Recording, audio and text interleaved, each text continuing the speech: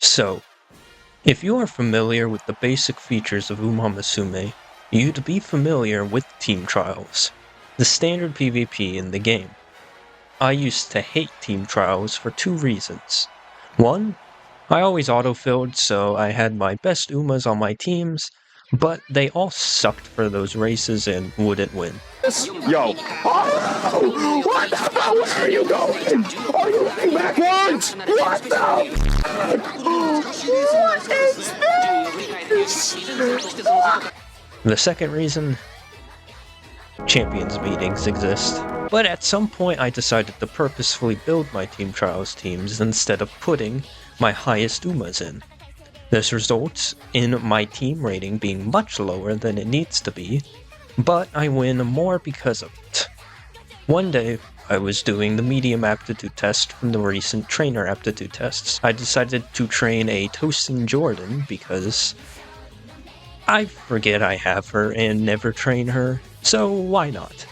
Now, I am a free-to-play player, and I purposely avoid guides as much as I can and all the talk on what's meta in the game. The reason is because I want to play how I want to, and I feel if I try to do things that other people suggest or whatnot, I'll be trying too hard and will lose all enjoyment of the game. And I really enjoy this game. With that in mind, this is how she turned out. And that's pretty good for me. Since I built her specifically with the medium races in mind, I thought I'd test her for my Team Trials medium team. Now, I don't arbitrarily decide who is going to be on my Team Trials teams. My Umas have to earn it. What I like to do is take whatever team I'm testing, put them in a practice race, and put anyone who might be a replacement up against them. This is why I have these A+s. They consistently beat my Umas with higher ratings in these fields, and so preserve their spots. So, I took my medium team, which at the time consisted of this Tokai Teio as the ace, Summer Majiro McQueen, and this Majiro Dober. The team was pretty good. Teio and McQueen would consistently perform rather well, and Dober would randomly decide to mutilate everybody no matter what grade they were. I figured these test races would go rather predictably, and they did for the most part. All Tosen Jordan needed to do to get on the team was consistently beat at least one other Uma on the team. Tosen Jordan was doing pretty well, easily landing top 3 in all the races.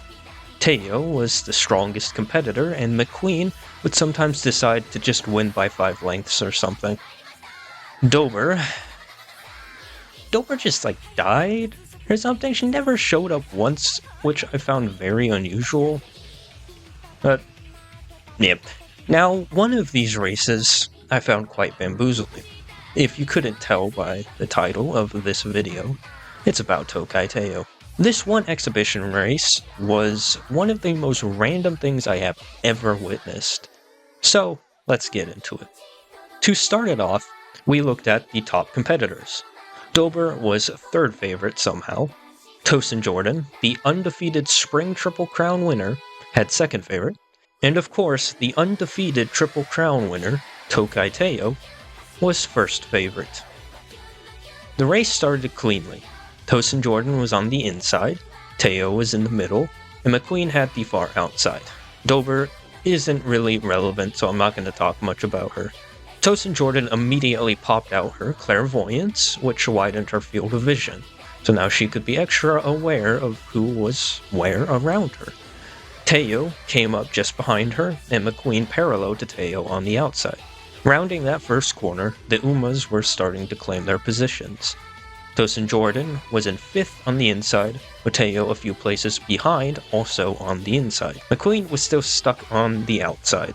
While McQueen and Dober popped out their swing maestros, recovering endurance, Tosen Jordan used her Professor of Curvature, increasing her velocity before pulling out See Ya Later, which made her zoom away from anyone following behind her.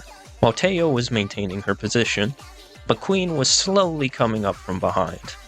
Tosen Jordan decided to get into the small pack right ahead of her, getting her about in 3rd. At the 1200 meter mark, Teio was starting to pull up a little more, but McQueen, more importantly, decided she wanted to join the fray at the front. While this camera work pans out, we can see Tosen Jordan, number 4, now holds 4th, while Teio, number 9, is coming up right behind. On top of that, number 17, McQueen is also making progress forward. Then, this is where it gets wonky. Right before McQueen activates her unique skill, we can see Tosen Jordan disappear into the runners ahead. This is important because once we come out, we can see she is just about at the front.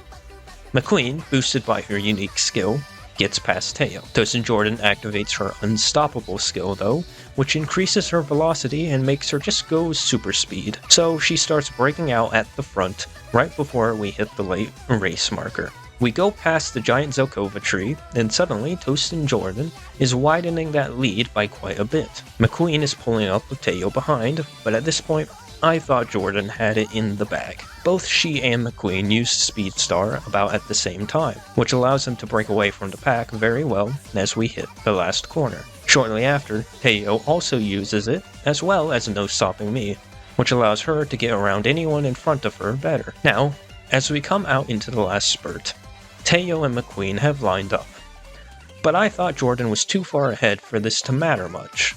About with 300 meters left, all the leftover skills start popping out. Most importantly, Teio uses Rushing Gate, which increases her acceleration. We hit the 200 meter mark, and I start to think Jordan might not win, and McQueen activates Past My Limits, which increases her velocity quite a bit. Teio is still trailing. I didn't think she was a contender here. She is trailing by about a length. Now, if you know anything about Tokai Teio, you know she doesn't like to give up. Now you may be like, well, King, isn't that what all Umamasume think? Won't any of them not like to give up? Well, yes, but also no. What I mean is, Teio has a problem with not giving up. Now, if nobody knows Teio's story, I ain't going to spoil it here because it's peak, as long as you can have an open mind and don't automatically think it sucks just because it's Umamasume. On top of this, a while ago I had a short of another race I found funny with King Halo, in which she should definitely have lost, in my opinion, but she decided to just accelerate out of nowhere and win. In essence, going, nah, I'd win. Now why am I telling you this? Well, because Teio never gives up. We are around maybe the 50 meter mark. She is about a length behind McQueen, who is battling it out with Jordan. What does Teio do at this moment? She puts her wit to use and activates her unique skill. So what does Teio's unique skill do? When closing the gap to runners ahead late race, greatly increased velocity with flashy footwork on the final straight. Teio does not say, nah, I'd win. Instead, she just gives herself plot armor. Now, in order to have plot armor, there has to be a plot. This is an exhibition derby race. What her skill does not say is that it creates a non-existent plot just so Teio can don the armor. Now, you've probably figured out that Teio wins this race. So you might be thinking, oh, this will be a close comeback. She's going to win by a nose or a neck maybe. Teio does not only decide to pull up with barely any race left, but she pulls ahead to win by a half length. It's safe to say this dumbfounded me. Simbali Rudolph must have been watching this exhibition race or something. Well, anyway, Dober got booted and Tosen Jordan joined. I also found a stray S+ Summer McQueen lying around, and threw her into some practice races to find she performed better than her A+ counterpart. So now my medium team looks like this. Yeah, so I thought this race was goofy and decided to overanalyze this for no reason. If this was entertaining, tell me and I might do it again. But maybe only if I find another funny race. That's all.